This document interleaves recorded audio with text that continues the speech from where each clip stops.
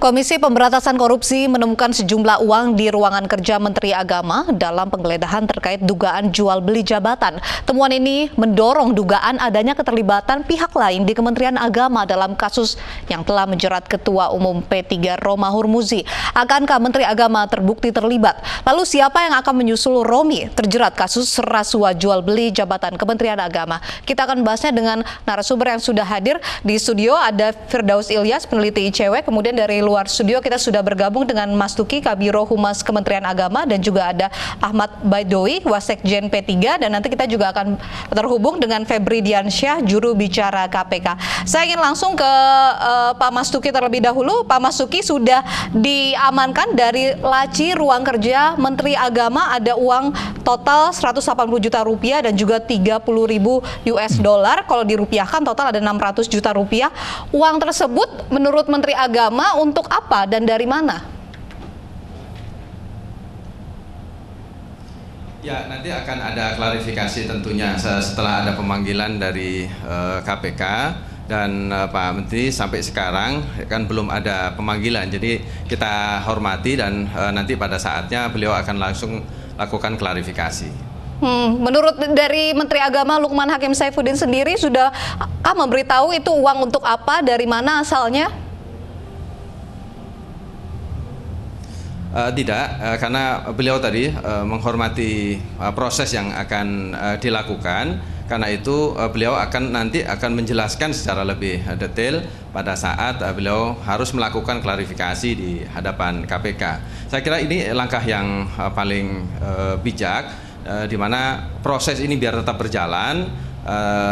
Apa yang sudah ditemukan oleh KPK itu kita hormati, itu bagian yang harus dilakukan proses-prosesnya. Tetapi nanti untuk lebih lanjut kondisi, karena uang ini kan masih barang bukti, dugaan apakah ini berkaitan atau tidak, nanti penjelasan yang lebih lanjut. Saya kira begitu. Ini jumlahnya kan tidak sedikit, Pak Mas Tuki. Apakah wajar ada uang sebanyak itu di laci Menteri Agama? Ya, makanya wajar atau tidak itu kan jangan dijudge dulu bahwa ini langsung berkaitan, karena kan belum ada penjelasan yang disampaikan langsung oleh Menteri Agama yang bersangkutan di hadapan KPK. Makanya kita tidak boleh menjudge dulu sebelum ada penjelasan itu. Itu yang harus kita hormati. Apakah sudah ada jadwal untuk pemanggilan mungkin Menteri Agama untuk klarifikasi terkait uang tersebut? Beliau setelah kemarin penggeledahan itu prinsipnya siap kapan saja dipanggil.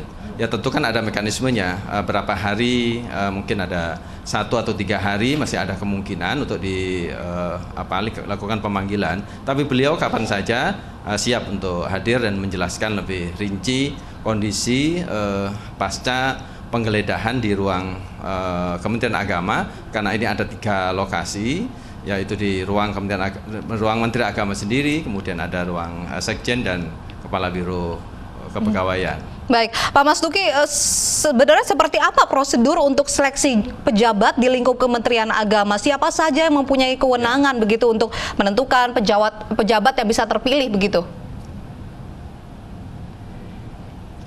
Prosedur pengisian jabatan untuk eselon 2 itu sebenarnya panjang. Bisa beberapa bulan berjalan, tergantung dari proses dan berapa banyak yang diikuti oleh masing-masing ASN yang memenuhi syarat. Saya akan jelaskan secara global aja bahwa semua jabatan yang diisi dalam satu waktu itu melalui proses yang terbuka, diumumkan di website kita, kemudian diikuti oleh semua ASN yang memenuhi syarat, bukan hanya di internal Kementerian Agama, tapi juga terbuka untuk di kementerian-kementerian yang lainnya yang bersedia untuk mengikuti lelang jabatan atau istilahnya open bidding itu. Itu pun setelah memenuhi syarat secara administratif, ada uji kompetensi yang dilakukan, kemudian dari sisi psikotesnya juga dilakukan oleh lembaga independen yang kita kerjasama, misalnya dengan lembaga psikologi di UI, UGM, bersama UIN Ciputat, UIN Jogja gitu, tergantung dari di mana lokasinya.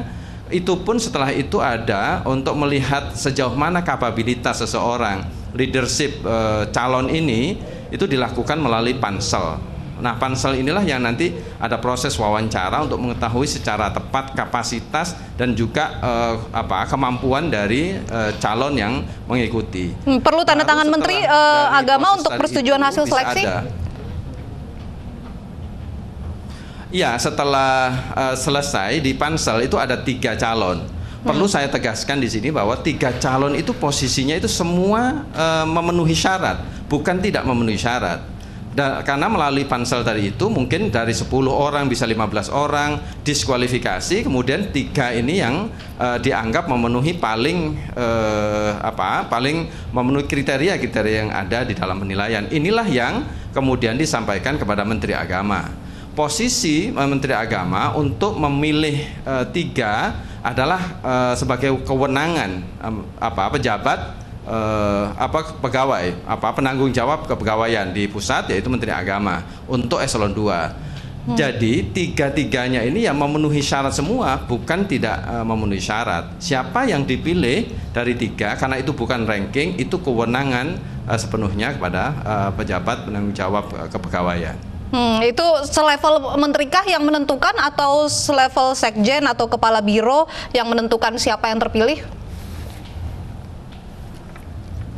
Sejak awal, misalnya saya ilustrasikan satu pengisian jabatan, misalnya kanwil itu diikuti oleh 40 orang. Nanti pada proses awal itu dilakukan oleh kepala biro kepegawaian di administratif. Nanti ada tes tertulis, tes membuat makalah, itu belasan halaman biasanya dibuat.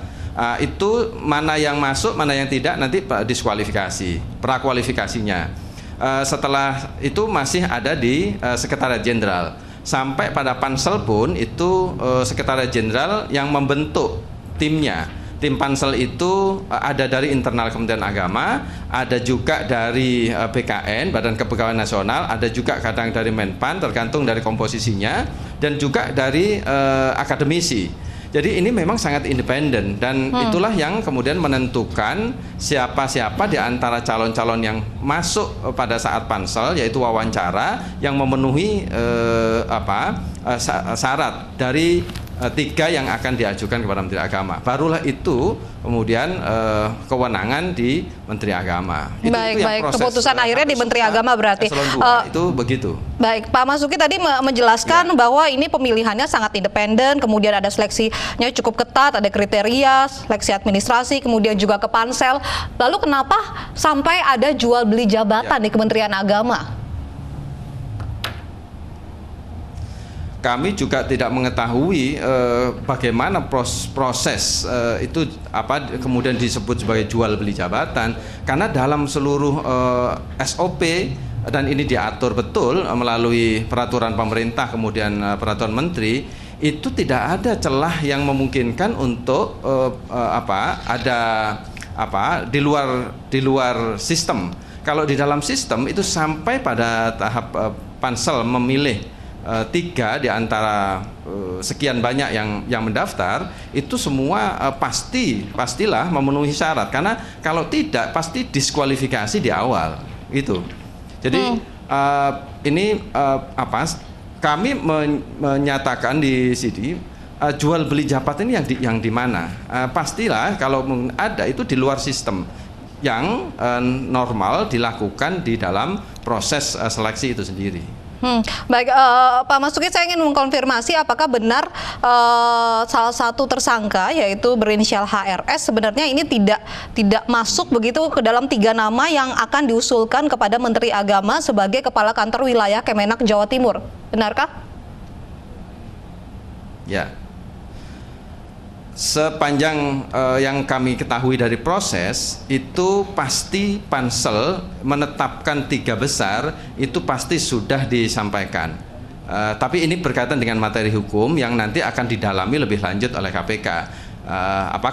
kami tidak akan mendahului apa yang nanti akan dilakukan pemeriksaan lebih lanjut terhadap yang bersangkutan. Tapi sepanjang yang kami lihat di prosedur yang ada untuk menetapkan 3, sekali lagi bahwa yang untuk menetapkan 3 itu pastilah sudah memenuhi syarat-syarat sebelumnya. Karena kalau tidak itu pasti diskualifikasi di tahapan sebelumnya.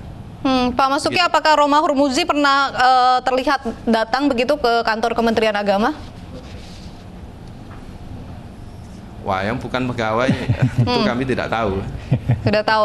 Seperti apa kedekatan Romahur Muzi dengan Menteri Agama Lukman Hakim Saifuddin? Mungkin Pak Masuki tahu?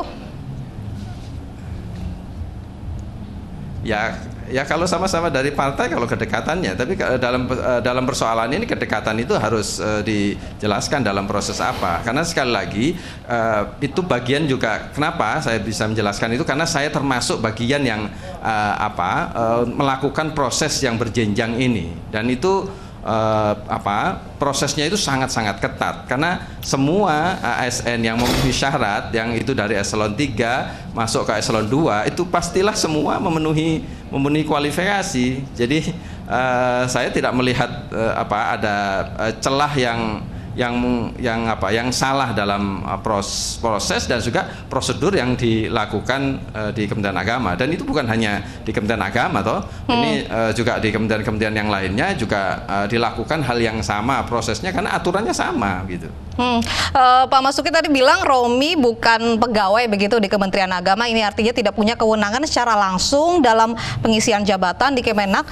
Ini artinya ada keterlibatan orang dalam pihak internal dari Kementerian Agama terkait kasus jual beli jabatan ini? Ya, itu bagian nanti yang biar didalami oleh KPK untuk bisa mengungkap itu kan. Kami tidak dalam posisi itu kemudian menyatakan iya atau tidak sebelum ada langkah-langkah pemeriksaan lebih lanjut, baik penyidikan maupun penyelidikan.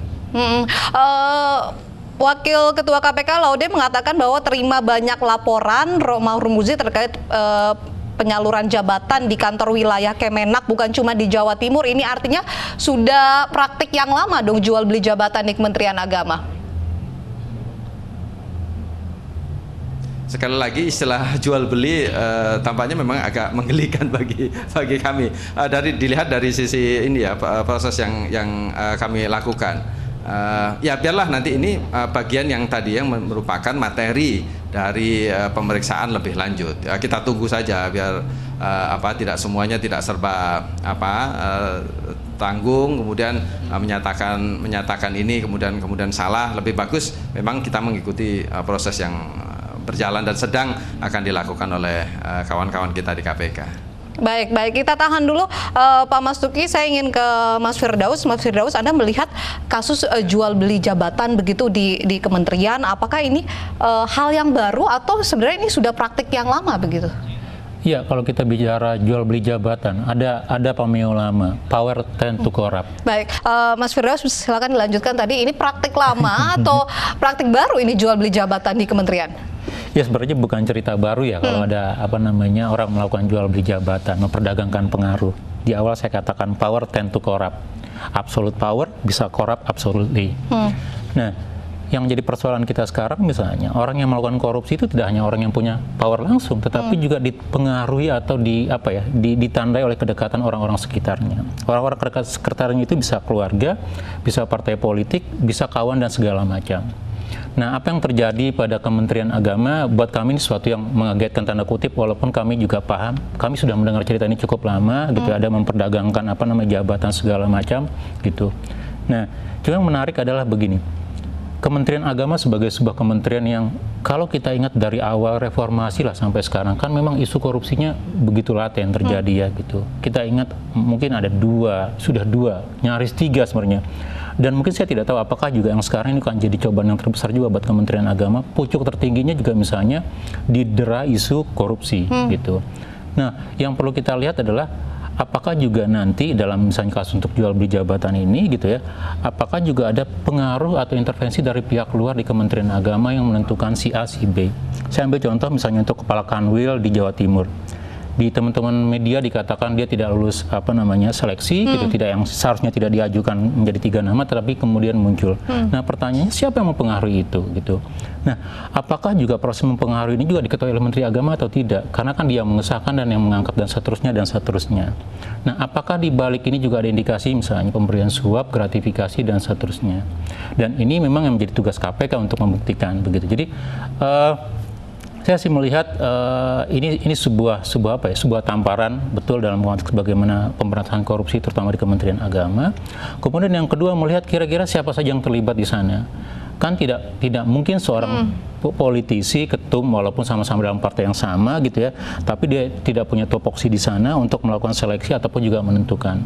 Tetapi dia punya kewenangan dalam hal mempengaruhi di lingkungan partai politik. Sebesar apa pengaruh Romahur Muzi di kasus jual beli jabatan ini? Seperti apa sih perannya? Nah, kalau kita ingat misalnya contoh korupsi itu kan sekarang tidak lagi harus berada dalam satu bidang yang sama atau komisi yang sama, tapi bisa lintas partai, lintas komisi dan segala macam. Kita masih ingat bagaimana korupsi daging sapi Lutfi Hasan Ishak dari PKS. Dia bukan di komisi 6, dia komisi yang berbeda, tetapi bisa mempengaruhi kuota, kemudian siapa saja mendapatkan perizinan untuk kuota impor daging sapi pada waktu itu gitu. Nah, pola yang sama ini tuh sekarang itu begitu terjadi, begitu masif menurut kami gitu. Nah, bisa saja nanti ya tentu ini bagaimana KPK harus membuktikan bahwa memang ada kaitan antara kewenangan seorang ketua umum partai politik dengan kewenangan rekanan mereka di kementerian atau lembaga. Nah, apakah ada perkulindanan di dalam pertautan kepentingan di sana? Apakah judgement atau kepentingan dari luar itu bisa menentukan formasi jabatan di Kementerian Agama dan atau itu tidak? yang harus ditelaah, dibuka terang-terangnya oleh KPK. Betul. Begitu ya? Kalau kita bicara tentang penyelenggara negara, tentu kalau usulnya untuk Romi sudah terpenuhi gitu ya. Gitu. Baik. Saya akan ke Pak Ahmad Baidowi, Wasekjen P3. Pak Baidowi, seperti apa kedekatan Romahur Muzi begitu dengan Menteri Agama Lukman Hakim Saifuddin? Ya, kalau bicara kedekatan kami sih tidak tahu persis, tetapi kalau dibilang tidak dekat juga keliru karena beliau teman satu partai, senior junior. Sama halnya dengan kedekatan Pak Romi dengan kami-kami di Partai Persatuan Pembangunan, baik di level DPP maupun di daerah kan sama saja, namanya aja keluarga besar gitu. Tapi sejauh mana kedekatan di luar kepartaian kan sama sekali tidak tahu gitu. Yang kita tahu hanya kedekatan dalam instrumen partai politik, yakni Partai Persatuan Pembangunan sama-sama sebagai pengurus DPP gitu, dan sudah beberapa periode menjadi kepengurusan yang bersama-sama gitu. Soal di luar kepartaian kita tidak tahu gitu. Apakah mungkin sering melakukan pertemuan antara Romahur Muzi dan juga Lukman Hakim? Apakah Anda mengetahui hal itu? Saya tidak tahu, nanti itu menjadi ranah penyidik karena memang tidak ada kaitan sama sekali dengan partai P3 gitu. Di satu sisi memang Romahur Muzi sebagai ketum P3, di satu sisi Pak Lukman sebagai menteri dari P3. Tetapi kasus yang menimpa Pak Romi di Surabaya merupakan kegiatan yang bersifat pribadi, bukan atas nama partai. Jadi ada hubungan yang jelas antara bagaimana tugas kepartaian dan pribadi Pak Romi. Yang ditangani KPK sekarang adalah pribadi Pak Romi. Pak Baidowi, ini Romahur Muzi merasa dijebak begitu terkait kasus ini. Mengapa? Ya, itu hak Pak Romi lah melakukan pembelaan, dan itu siapapun di negara ini, warga negara memiliki hak hukum yang sama. Asas praduga tak bersalah tetap kita kedepankan. Beliau punya hak melakukan pembelaan, tetapi di sisi lain P3 juga menghormati kinerja KPK melakukan penyelidikan. Apakah ini penjebakan atau bukan, biarlah nanti dibuktikan di pengadilan. Ini saat ini Romi disebut begitu tanda kutip sebagai maklar jabatan. Apa tanggapan dari P3? Yang menyebut itu mungkin nggak tahu dari siapa, tetapi kalau di KPK saya belum pernah mendengar disebut maklar. Hanya tidak ada istilah sekasar itu dari KPK, tetapi sekali lagi ini proses hukum, kita hormati saja proses hukum yang di KPK. Misalkan Anda menyebut maklar, itu hak Anda juga gitu kan. Wakil Ketua KPK Laude M. Syarif mengatakan bahwa terima banyak laporan terkait dengan penyaluran jabatan di kantor wilayah Kemenak yang melibatkan Romi, dan bukan hanya di Jawa Timur. Ini artinya sudah berkali-kali dilakukan, ini praktek yang sudah dilakukan sejak lama oleh Romahur Muzi. Ya, sekali lagi P3 dalam urusan hukum tidak mau berwacana. Itu ranah KPK. KPK silakan saja membuktikannya, usut secara terang benderang supaya tidak ada dusta di antara kita dalam kaitan dengan pemberantasan korupsi. Kalau diduga terima sebelum-sebelumnya, kenapa nggak ditangkap? Kan seperti itu pertanyaan kemudian. Sekarang mari kita fokus, P3 fokus pada konsolidasi internal. Silahkan KPK sesuai dengan tupoksi yang dimiliki mengusut kasus yang menimpa Pak Romi. Dalam hal ini kasus yang diduga menerima sesuatu dari 2 orang pejabat di Kementerian Agama di Jawa Timur. Itu saja saya kira. Persoalan yang lalu-lalu ya biarlah, itu hak KPK untuk menyampaikan. Tentu semua itu perlu pembuktian. Gitu. Baik. Tahan dulu Pak Baidoi, saya ingin ke Pak Masuki.